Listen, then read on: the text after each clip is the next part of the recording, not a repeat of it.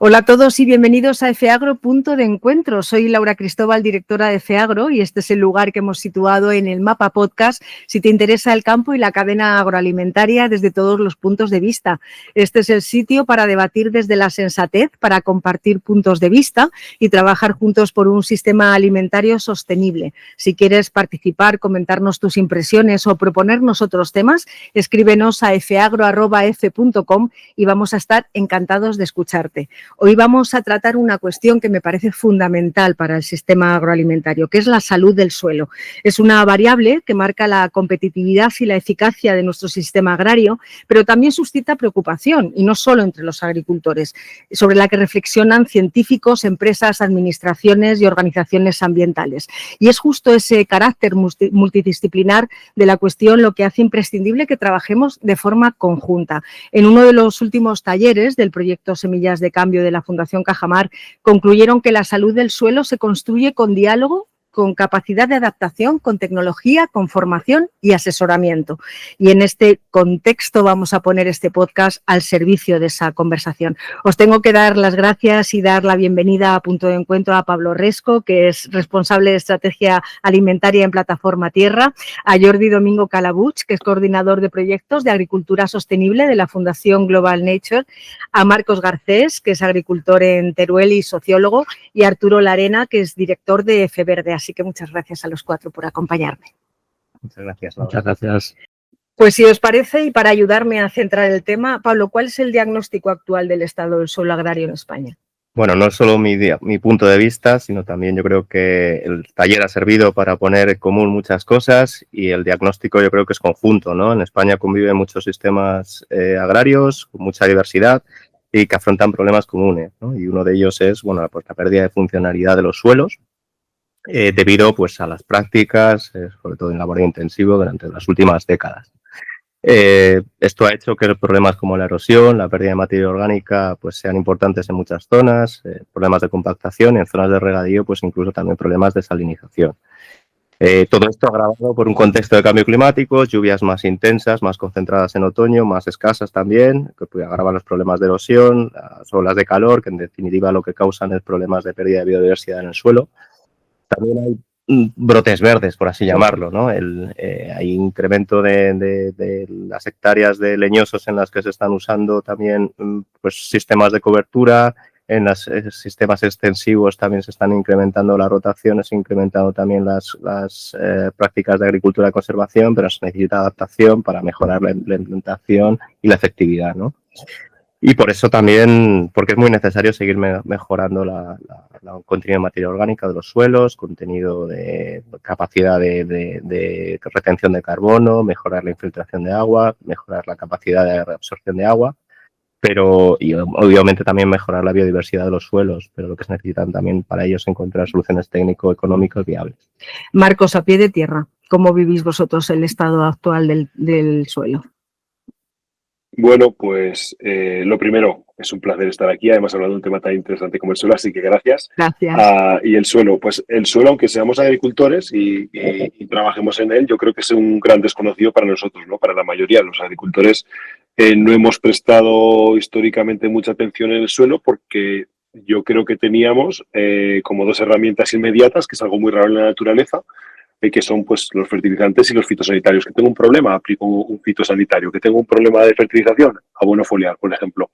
Entonces, claro, cada vez nos damos cuenta de que ya no funcionan como funcionaban antes, de que requieren más, y ya no solo eso, sino de que, por ejemplo, aquí en mi zona, nosotros llevamos tiempo viendo y trabajando para mejorarlo, que, claro, ahora tenemos episodios de lluvia que no son tan constantes, sino que se alejan en el tiempo, y yo lo que necesito es que mi suelo esté lo mejor posible para que mi planta aguante esa semana que falta para que caiga la lluvia, ¿no? Y eso se logra manejando el suelo. Además, el suelo es una de las pocas cosas que nosotros ya casi podemos influir, ¿no? No podemos meternos en precios, no podemos meternos en este clima que cada día está más loco, por así decirlo, ¿no? Siempre ha sido loco el clima, pero ahora es mucho más.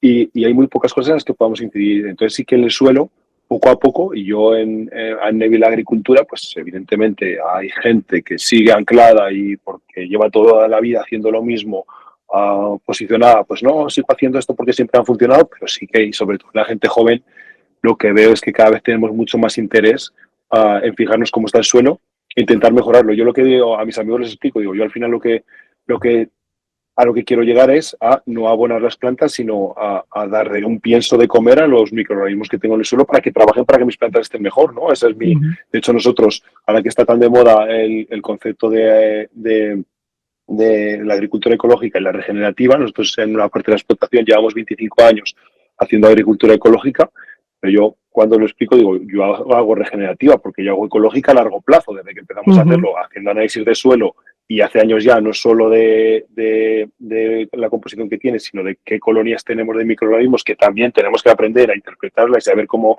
las manejamos, pero claro, porque yo quiero ir mejorando el suelo.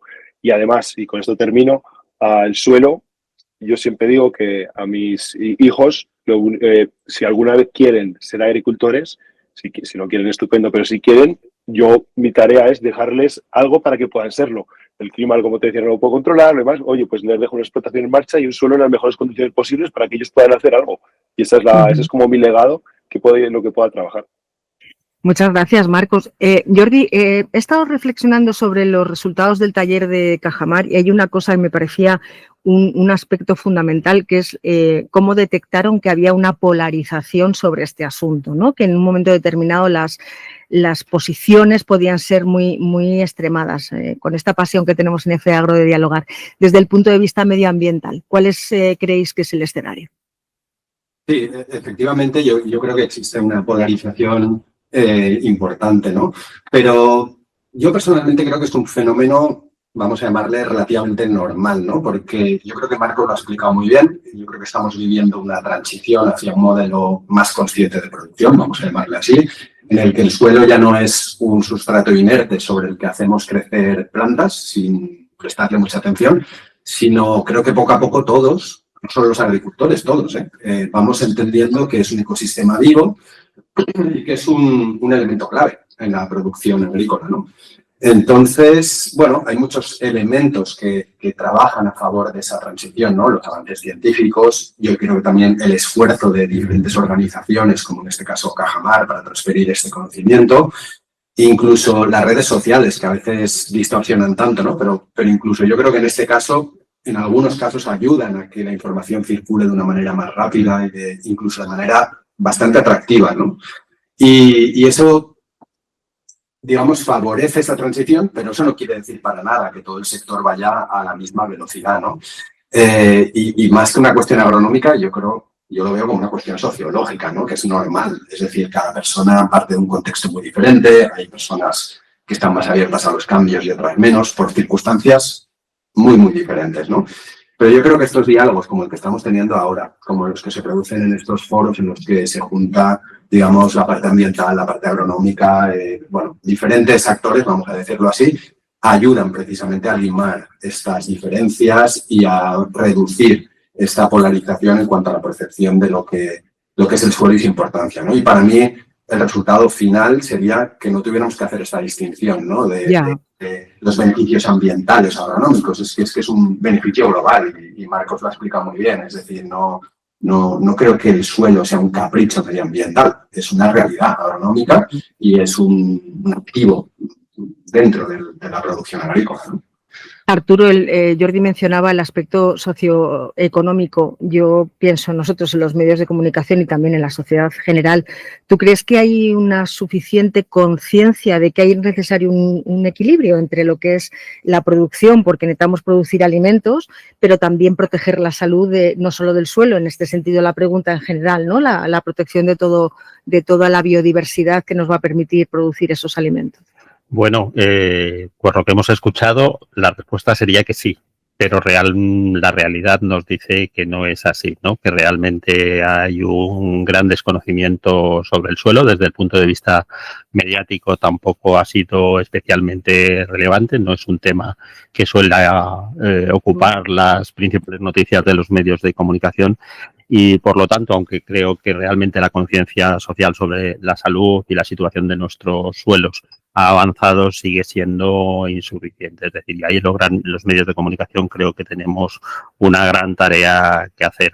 Además, los datos nos señalan que la situación de nuestros suelos no es buena. La Agencia Europea de Medio Ambiente estima que el 60% de los suelos de la Unión se encuentran en estado de degradación moderado o grave, y además España es un país que de los más vulnerables respecto a la desertificación y la sequía. De hecho, cuando se aprobó la Convención Marco de Naciones Unidas sobre desertificación, nuestro país propuso ser sede de esta agencia de Naciones Unidas. Finalmente no se consiguió, pero es verdad que estamos en una zona geográfica, que es la zona del Mediterráneo, que además es uno de los puntos calientes de la crisis climática, y por lo tanto nuestros suelos se van a ver especialmente afectados por este problema. En cualquier caso, como decía, creo que es un problema que es un problema silencioso, que realmente no tiene la presencia que debería tener, no lo vemos en los titulares, salvo el Día Mundial de Lucha contra la Desertificación y la Sequía. Entonces sí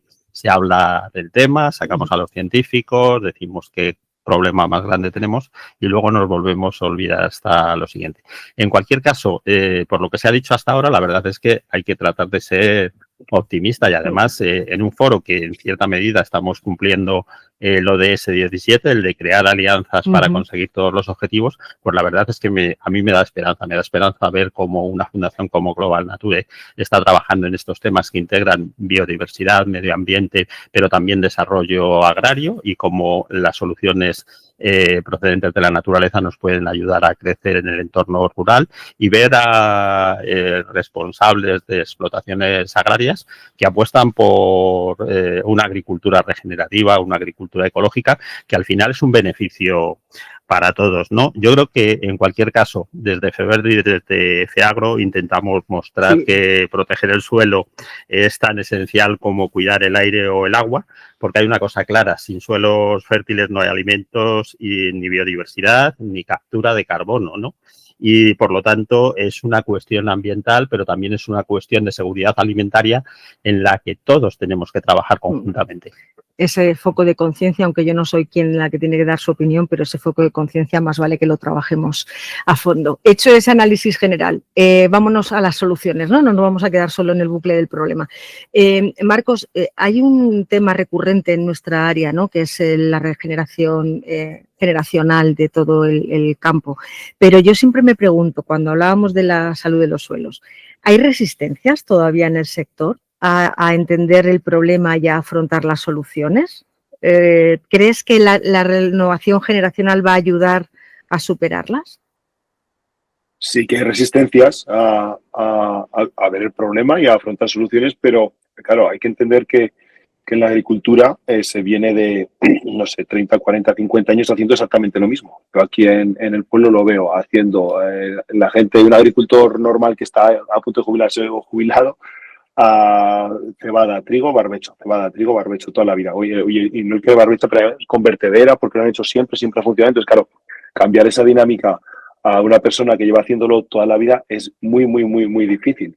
Además, hay que entender, siempre lo digo, la media de perceptos PAC en España es sobre 63 años. Entonces, claro, tenemos un sector que está envejecido. Es verdad que la gente joven que entra, y no todos, o sea, sí que la mayoría, sí que ponemos más foco en esto. Yo creo que aquí lo clave es diálogos como este,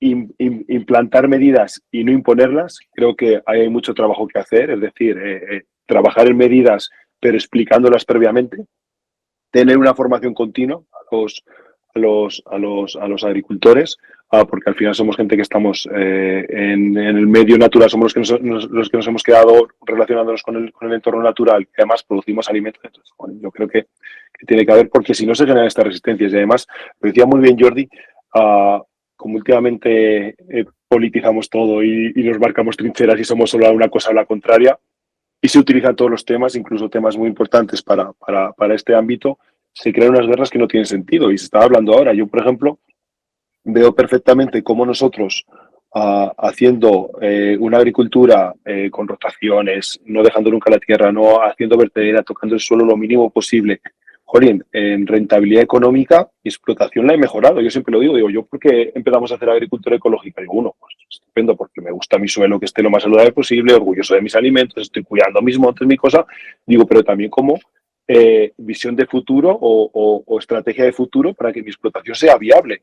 Y yo lo veo, pero claro, esto nos implica, o sea, te requiere como volver a estar, hacía mi abuelo supongo, o sea, estar mucho más pendiente y más trabajo en cuanto a previsión, a ver qué puedo hacer, a ver qué rotación hago, a hacer la pasada cuando la tengo que hacer, no lo sé, te implica mucho más compromiso con el suelo y es lo que digo, cambiar una dinámica que lleva tanto tiempo. Entonces, yo soy optimista en el sentido de, oye, la gente que se está incorporando, incluso la que lleva ya años incorporada, no sé, sí que se da cuenta de esto, se va trabajando, pero claro, hay que tener la paciencia y cambiar esa dinámica, además entendiendo la situación económica que tenemos. Y el cereal este año es un ejemplo. Venimos de una cosecha buena en kilos, pero desastrosa en precios, con unos precios de insumos elevadísimos. Y, hostia, es que cuando se te empiezan a acumular años con muy poca rentabilidad, primero comer y después filosofar. No sé si me explico. Yeah. Entonces, claro, se mezclan una serie de cosas que ya no solo, sino la coyuntura del propio sector, que ahora mismo tienes... Yo veía a mi padre y digo, vivías muy tranquilos. O sea, con la mitad de tierra que llevo yo les salían mejor las cuentas y, bueno, muy tranquilos, quiero decir, lucharon por el seguro agrario, lucharon por el diésel, mil cosas, pero ahora es que tenemos amenazas por todos sitios a todas horas y además en cualquier momento. Yo me levanto por la mañana y digo, a ver en qué pueblo de Vietnam hoy pasa algo para que suba el gas y la que estamos en la siembra.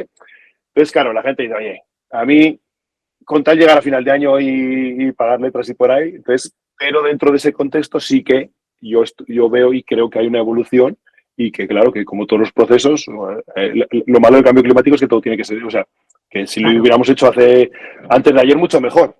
Pero nos influyen los márgenes de maniobra, ¿no? En ese sentido, Jordi, ¿tú crees que desde las propuestas ambientales, las que pueden emanar desde la política agraria común y el Pacto Verde Europeo, o incluso ya en decisiones nacionales, ¿tú crees que las propuestas medioambientales son realistas? ¿Entienden, ¿no?, lo que pueden hacer los agricultores o no? ¿Cuál es tu opinión? Bueno, pues para ser sincero, yo creo que hay un poco de todo, ¿eh? Yo creo que sí que hay algunos elementos y algunas prácticas que están muy claras, algunas prácticas de manejo y que desde luego no estamos descubriendo nada nuevo porque son cosas que los agricultores saben, ¿no? Es decir, la rotación de un cultivo, pues cualquier agricultor, cualquier buen agricultor sabe que eso está ahí y que es muy importante y que es bueno, ¿no? Pero sí que es verdad que las recetas fijas no funcionan en la agricultura, ¿no? Y algunas prácticas que van a ser muy importantes en el futuro. Decía Arturo, por ejemplo, que estamos aquí en el Mediterráneo, especialmente en el Mediterráneo semiárido.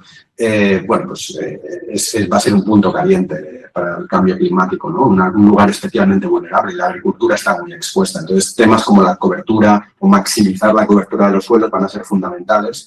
Y ahí es donde ya esto se harina de otro costal, ¿no? Porque ya, digamos, aquí las rentas fijas no funcionan, digamos, cada lugar tiene unas condiciones microclimáticas diferentes, unas condiciones edáficas, el suelo es diferente, cada agricultor lleva unos itinerarios agronómicos diferentes. Entonces, para mí, la clave está para reducir, digamos, esas diferencias entre la teoría y la práctica, la clave está en recuperar algo que perdimos hace décadas en este país, que son los servicios de transferencia agraria. Es decir, esos espacios neutros, y luego explicaré por qué le llamo neutro, donde bueno, pues los agricultores y otros agentes pueden estar trabajando juntos por encontrar soluciones. Y les llamaba neutros porque, desgraciadamente, con la pérdida de estos servicios de transferencia, los asesores en el campo muchas veces son los propios vendedores de insumos agrícolas, ¿no? De fertilizantes, de pesticidas, y lógicamente, a ver, yo creo que es lícito pensar que su consejo no va a ser del todo neutral, ¿no? Entonces, nosotros, por ejemplo, dentro de la Fundación, a esto le llamamos acompañar, ¿no? Es decir, es poner el conocimiento de diferentes personas uno al lado de otro. Es decir, yo no le voy a enseñar a Marcos agricultura, lleva toda la vida haciendo agricultura. Nosotros somos productores agrícolas también en la Fundación, pero él conoce mejor que nadie su cultivo, su terreno. Pero nosotros, bueno, pues le dedicamos muchas horas y mucho esfuerzo a comprender el comportamiento del clima, sobre el suelo, sobre otras componentes, ¿no? Y entonces yo creo que nuestro conocimiento junto al suyo se convierte en tremendamente valioso. Y si tenemos a alguien al lado, además, que es el que va a legislar y comprende todo y ve todo esto, pues mucho mejor. Entonces, a mí me gusta mucho esa idea de la transferencia, del acompañamiento, y es lo que sin duda hará que que estos grandes dinosaurios, como es la PAC, que van caminando en una dirección que está clarísima. O sea, la inercia es clarísima. Lo que pasa es que los movimientos a veces son torpes, lentos y tardan mucho tiempo en ajustarse a lo que es la realidad. Y yo creo que esto lo cura todo, este acompañamiento y este contacto. Yo creo, Jordi, que no me vas a explicar nada, pero sí que me vas a explicar por qué. Porque nosotros en el campo vemos muchas cosas que pasan, que luego viene la ciencia y nos explica el por qué. Es decir, la rotación que decías tú, es evidente que la rotación funciona, pero claro, luego viene la ciencia y dice, mira, porque cuando metes una raíz de leguminosa, chupa el fósforo que no había chupado el cereal, entonces aprovecha de eso, ha metido nitrógeno. Esas cosas son las que, muy bien, y apoyo totalmente lo que dices, tiene que haber una transferencia a cada territorio, porque cada suelo y cada clima es un mundo. Yo siempre digo, lo comparo con la alimentación, digo, jolín, no se forma, a nosotros como consumidores no nos forman. En el colegio lo básico no te forman. ¿A quién le estás dejando la formación de la alimentación? A las campañas de publicidad de las grandes distribuidoras, de las grandes marcas. Luego hay 1000 bulos de la alimentación. Pues sí, es que es normal. Si les dejas a ellos que hagan la faena, que el trabajo que tú no has hecho, pues aquí pasa un poco, como decías tú, con los comerciales, ¿no? Que la gente, por ese hueco que se ha dejado. Luego también, aquí un poco, por romper una lanza a favor de nuestro. Claro, yo cuando hablamos de esto con amigos dicen, jolín, pero todas las empresas al final tienen sus asesores. Y digo, es que un agricultor es un autónomo. O sea, un agricultor normal somos autónomos, que trabajamos, en la que el campo requiere muchas horas y claro, tampoco puedes. Entonces, está bien que te hagan una formación continua, pero que te la hagan. O sea, para que te pasen cosas tienes que estar predispuesto a que te pasen cosas. Y yo ahí, mi padre me enseñó muy bien a estar siempre mirando, buscando, yendo a sitios, aprendiendo, pero entiendo que el que lleva toda la vida haciendo lo mismo, pues no tenga esa predisposición, pero hay que forzar esa formación continua de lo que decía antes, es muy importante implantar, pero imponer, o sea, pero forzar esa formación continua, porque Pues cada vez ahora hay un conocimiento tremendo. Me lleva totalmente a Pablo. Entonces, me parece esa tarea de la que hablamos constantemente, y lo hablamos tú y yo también, de la Fundación Cajamar, de Plataforma Tierra, de vuestro trabajo para favorecer la investigación, la ciencia, la evolución tecnológica y sobre todo para llevarla al campo, ¿no? Para que de repente os sentéis con los agricultores y les expliquéis, como decía Marcos, no solo la explicación de lo que ocurre, de las prácticas que se pueden plantear, sino además hacia dónde va todo el descubrimiento tecnológico y la evolución para ayudaros a hacer ese camino. Pablo, desde esas áreas, la investigación, la ciencia, la tecnología, ¿cómo están respondiendo a la necesidad de la salud del suelo? La teoría es clara, como bien decía Jordi. La teoría, las aplicaciones científicas, las mejoras, yo creo que están claras. Lo único que falta un poco es la práctica, ¿no? Eso es, en ese sentido, desde la Fundación siempre hemos apostado por esa aplicación, ¿no? Mejorar las aplicaciones y que lleguen a los agricultores desde las estaciones experimentales. Pero volviendo al suelo, sí que me gustaría rescatar algunas de las cosas. Como ves, yo creo que hay un diagnóstico común, yo creo que hay un proceso en que muchas veces hay que sentarse y ponerlo claro. Es decir, es que muchas veces digamos que coincidimos en muchos más temas, muchos más diagnósticos de lo que realmente pensamos, y a la hora de dialogar es importante, se ve, ¿no? Estas coincidencias. Y bueno, pues yo creo que al final la teoría está clara, la práctica pues habría que mejorar en 3 cosas que ya se han dicho: el tema de métricas, tema de ajustes y tema de aprendizaje, ¿no? En las métricas, pues en definitiva el agricultor tiene que mejorar, tiene que medirse, tiene que medir más, mejor, combinando análisis de suelos, análisis de biológicos, también con otro tipo de herramientas, pues de drones, de teledetección, para mejorar la detección de zonas de erosión en general.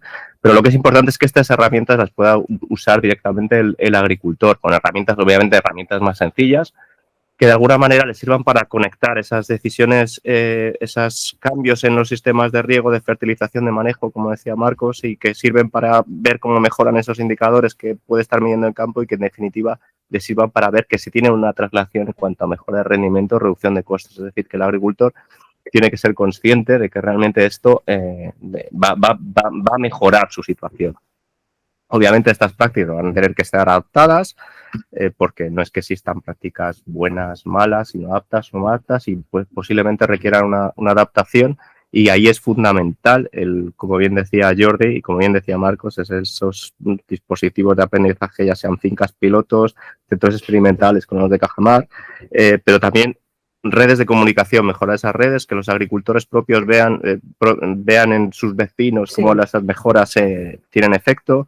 y de alguna manera que sirvan para unos técnicos, como decía Jordi también, que sirvan para mejorar esa transición. Digamos que para ayudar al agricultor a con todas estas prácticas adaptarlas a su finca, de alguna manera que pueda orquestar una mejora y que un símil musical que sirva para mejorar la melodía, ¿no?, de la música.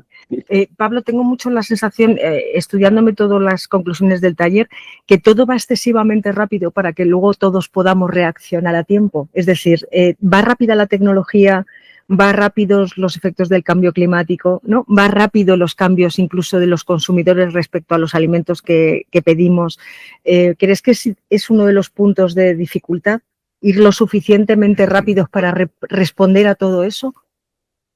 Pues es uno de los problemas. Yo creo que los ciclos agrícolas son más largos que lo que vosotros que trabajáis en el periodismo, que los ciclos informativos, ¿no? Los ciclos informativos, la información, la vida se va acelerando, y los ciclos agrarios son muchos más a largo plazo. Entonces requieren más tiempo para adaptaciones y obviamente hay que ser paciente. Hablamos de los efectos, ¿no? Como bien decía Marcos, los efectos de mejora se van a ver a medio y largo plazo, y ese es uno de los problemas, que no es inmediato. Tú no haces un cambio en tu explotación y lo vas a ver al año siguiente. Es posible que tardes mucho tiempo en verlos y haya ciclos de situaciones climáticas o lo que sea que te impidan verlo más con claridad. Entonces hay que ayudar también en ese sentido a ver, a trasladar, a entender a cualquier persona, vamos, no solo un agricultor, a cualquier persona, sí. En definitiva que esto tiene beneficios a medio y largo plazo. Arturo, yo decía que decía que al revés, que cuando tú cambias de convencional a ecológico, por ejemplo, los primeros años tienes una producción desastrosa. Entonces es muy importante esa paciencia y ese apoyo en la transición hacia, porque claro, hay que tener esa paciencia, solo eso. Arturo, ¿cuál sería tu propuesta realista de soluciones? Bueno, pues yo creo que Pablo, Marcos y Jordi ya han apuntado algunas cosas. Lo primero, decir que las escalas de tiempo no son las mismas para los humanos que para el planeta y para los suelos, ¿no? Como decía, ya se han apuntado algunas de las soluciones que pasan por integrar ciencia, es decir, basarnos en la ciencia es fundamental, pero también las soluciones basadas en la naturaleza, la rentabilidad, porque si no hay rentabilidad no hay posibilidad de producir, si no se produce no hay posibilidad de crear riqueza, y al final lo que queremos es tener un campo, tener una naturaleza viva. Y luego se ha apuntado otra de las claves que para mí es la comunicación. Es verdad, vivimos cada vez más rápido y la comunicación además es cada vez más inmediata. En cualquier caso, como decía, los tiempos geológicos no son los mismos que los tiempos humanos, ¿no? Y de hecho la FAO estima que una hectárea de suelo degradada, árida, puede tardar más de 1000 años en regenerarse de forma natural. Así que no hay tiempo que perder.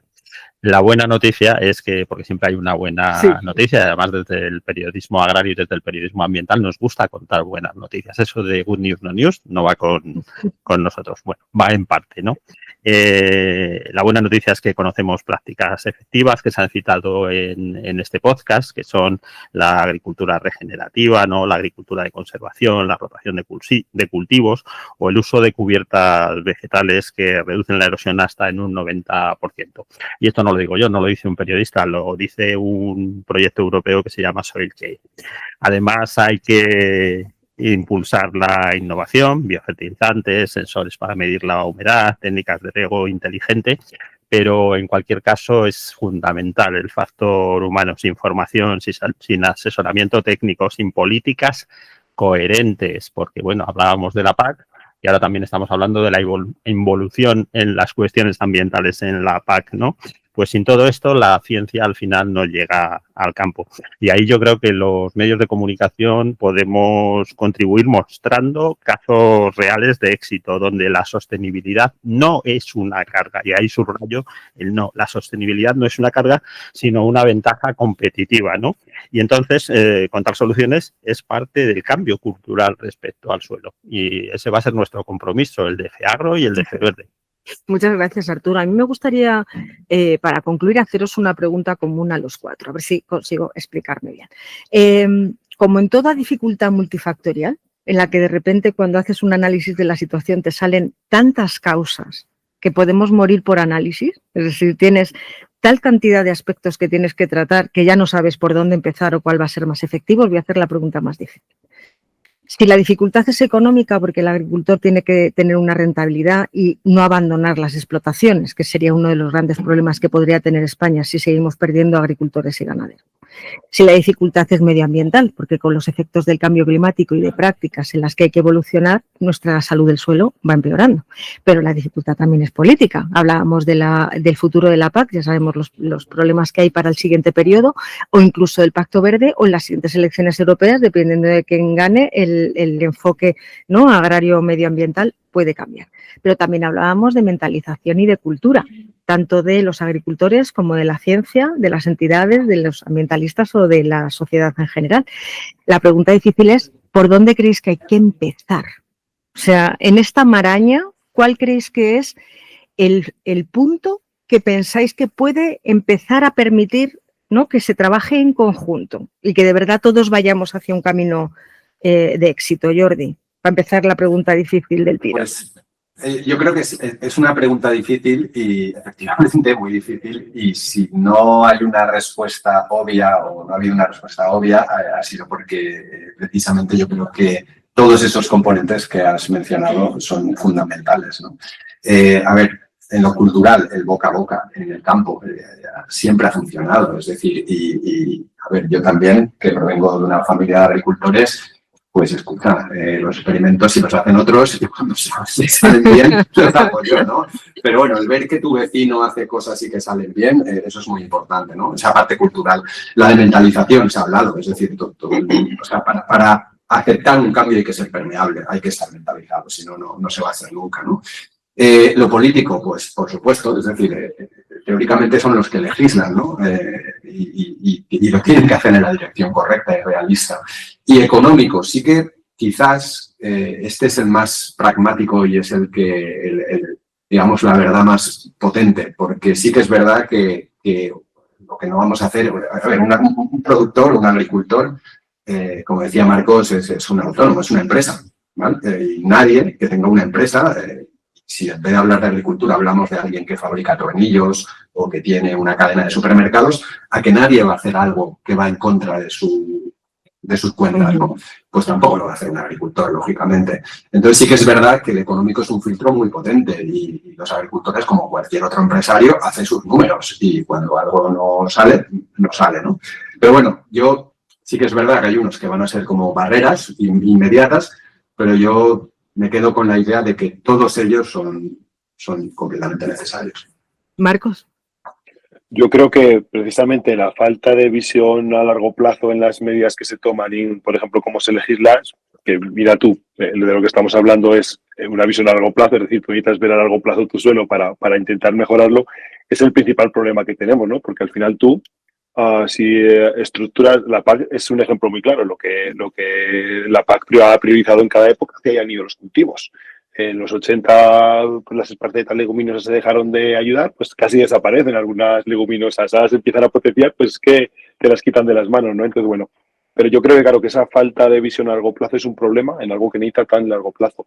Pero sí que, decía Jordi algo muy interesante que es el boca a boca y enseñar. Yo creo que a los agricultores nos gusta ver ejemplos, pero de agricultores como nosotros, es decir, no me vale ni que venga la mega empresa que ha montado unas no sé cuántas hectáreas con una tecnología tremenda de riego, ni el que tiene 4 hectáreas y me da lecciones porque él los ha... No, ejemplos de agricultores que funcionan. Y es muy importante hacerlo y focalizarlo a través de estructuras como pueden ser las cooperativas, por ejemplo, que sean, o sea, coger agentes cercanos al agricultor precisamente para esto, pero claro, para eso hay que tener una línea muy clara, hay que tener yo siempre digo, política y presupuestos, no es como lo de la despoblación, pues es que la despoblación, o sea, lo que dices, transfórmamelo en voluntad política y en presupuesto, ¿no?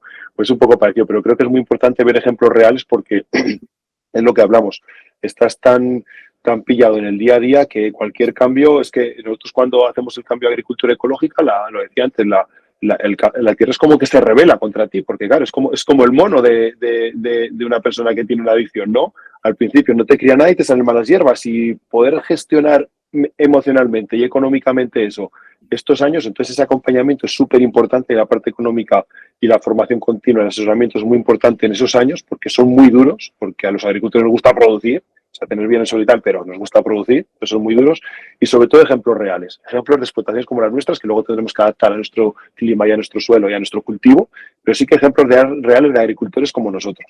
Creo que eso es muy importante. Arturo. Hablaba Marcos del boca a boca y enseñar. Yo creo que la más profunda, el principal reto es cultural, ¿no? Cambiar el modo en el que entendemos el suelo, y eso exige un cambio de mentalidad. Evidentemente los factores económicos son muy importantes.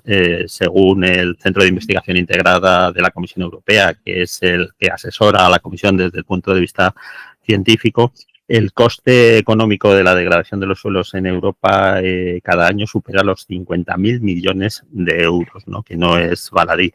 Y eso es por pérdida de productividad, por pérdida de biodiversidad, por falta de capacidad de absorción, de almacenamiento de carbono, ¿no? Entonces, cambio cultural, cambio financiero también, que no es solamente el único desafío, y yo creo que educativo, hay un reto educativo fundamental, que sepamos lo que suponen nuestros suelos, que sepamos el valor que nos aporta, cómo sustenta la vida, cómo sustenta nuestra alimentación, cómo sustenta nuestra economía, y por lo tanto los ciudadanos, la sociedad, desde todos los sectores, tenemos que entender que la regeneración del suelo es una carrera de fondo, no se mide ni en una cosecha ni en una legislatura. Y ahí tenemos un problema con los políticos, porque los políticos es un animal cortoplacista que no ve más allá de una legislatura o dos como máximo, que es cuando se celebran elecciones.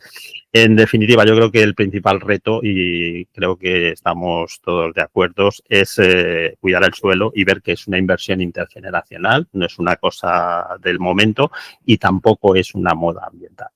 Gracias, Arturo. Pablo, te he dejado para el final por una reflexión, viendo las conclusiones del taller y como conozco vuestro trabajo. Tenéis una posición privilegiada porque en el fondo estáis hablando todo el día con todos los actores de este desafío. Igual estáis con investigadores que con los propios agricultores, que con las propias entidades o agentes ambientales, pero también con las empresas. ¿Cuál es tu reflexión en este sentido, tú que les escuchas constantemente a todos? Bueno, yo creo que yo no creo que haya una discrepancia muchas veces en el fondo. Sí que en el marco temporal puede existir una discrepancia de esa visión más economicista, más medioambiental en el corto plazo. Pero lo que está claro es que en el medio y largo plazo no existe. Convergen todas las necesidades en el medio y largo plazo. Yo creo que es algo que ven y asumen todos los actores involucrados, ¿no? Yo creo que la respuesta, yo creo que está más, la han mencionado, yo creo que ya todos, ¿no? Obviamente hay que mostrarle a la gente, tienen que notar que el seguir en un estado, digamos, con la moda, en la manera de seguir haciendo las mismas cosas, pues entraña una serie de riesgos que en el futuro pueden no seguir asumiéndolos, ¿no? Por las circunstancias económicas, geopolíticas, medioambientales, etcétera. Entonces lo que requieren es una ayuda sencillamente a esa transición, una ayuda a transición con medios económicos, obviamente, vía de mercado también, y también un acompañamiento. Al final, que el agricultor, que el sector agrario no se sienta solo caminando por esta transición. Como bien decía Marcos, que a veces se puede hacer muy duro, necesitan cierto acompañamiento y ver, ¿no?, que esos ejemplos existen y que son reales. La incomprensión, ¿no?, que es un detalle que no hemos mencionado y que también existe, seamos realistas. Yo iba a decir que nos quedábamos sin tiempo y que nos quedan temas por tratar, pero no lo digo como nada malo, es que así espero que volváis y que vengáis otra vez a este podcast y sigamos hablando de cosas que son muy importantes, porque no solo es nuestra pasión, que creo que en el caso de FEVERDE y FEAGRO está más que clara, sino que el sistema agroalimentario es lo que comemos y cómo lo producimos. Y yo creo que hemos llegado a un punto en el que, de forma general, se ha dado por sentado que tenemos suelo, que tenemos agua, que tenemos alimentos, que tenemos un país con una variedad que nos permite ir al supermercado y tener alimentos dentro de un orden, con unos precios y una calidad excelente. Y eso de dar por sentado las cosas son muy, muy peligrosas. Quería, de todo lo que hemos hablado, dejaros unos pequeños titulares. Creo que En los casos de éxito animan. Creo que el diálogo es la base de todo. Creo que la formación y la transferencia de conocimiento es lo que marca la diferencia. Creo que nuestra función es acompañar todos desde cada uno de nuestros ámbitos y en la medida de nuestras posibilidades. Creo que luchar contra las noticias falsas también es uno de nuestros deberes como medios de comunicación. Quiero que por favor sigamos apostando por la ciencia y no por la polarización, sino que las cosas se sustenten sobre hechos y que haya muchos talleres, mucho trabajo en común, muchas prácticas a pie de suelo. Creo que si todos nos metiéramos hasta la rodilla en una plantación o en una explotación aprenderíamos muchísimo y a la hora de ser consumidores seríamos muchísimo más responsables. Y me quedo con los tiempos. El planeta no espera y los seres humanos tampoco. Así que más vale que sigamos peleando. Pablo, Jordi, Marcos, Arturo, ha sido un placer. Muchísimas gracias por vuestro tiempo y espero que vengáis a otro podcast de FEAGRO Punto de Encuentro. Un abrazo, gracias. Cuando queráis. Y a vosotros muchas gracias por acompañarnos. Recordad que podéis estar al tanto de todas las noticias en www.feagro.com y por favor escuchad todos los episodios de FEAGRO Punto de Encuentro porque es el lugar de todos.